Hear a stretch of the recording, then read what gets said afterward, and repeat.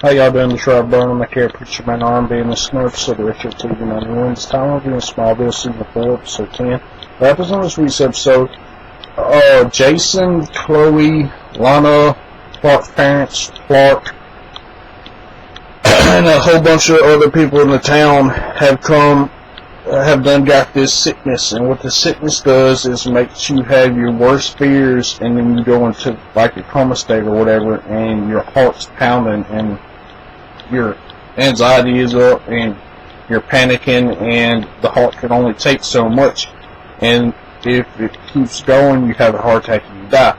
Well, it starts off with Jason, and we see through his vision, and he sees Clark and Lana hooking up, and then Jason beats up Clark, and then Clark in the vision pushes him over the edge of the loft, and in real life, Jason falls onto a table at the town, and he's the first to be put in the hospital.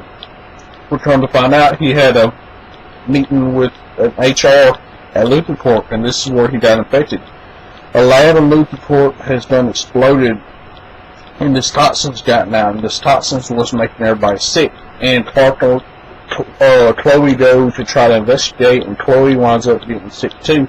And her vision is herself becoming psychotic like her mother, and having to be in a psych ward, and then she gets into the sickness. And then what happens, Clark and Lana are talking, and then Lana has her worst fear, and that's everybody around her dying, and she dying and being alone. And then she gets into the sickness, and then Clark gets into the sickness. His fear is another meteor coming, and everybody finding out who he is, and Lana finding out who he is and trying to kill him with a piece of kryptonite shard. Then he wakes up out of it. He's the only one that's woken up out of this. So he goes to Lex and tells them to take some blood from him because he woke up. And Lex says that they can't do this. They're making this antidote. You gotta wait 5 hours for it to heat up because they done tried it one time and it didn't work. And Clark uses his heat vision to heat up this antidote, and then Lex uses it on himself, and then Lex goes into this fear vision or whatever, and his fear vision is him becoming president and nuking the whole world and him being the last man standing.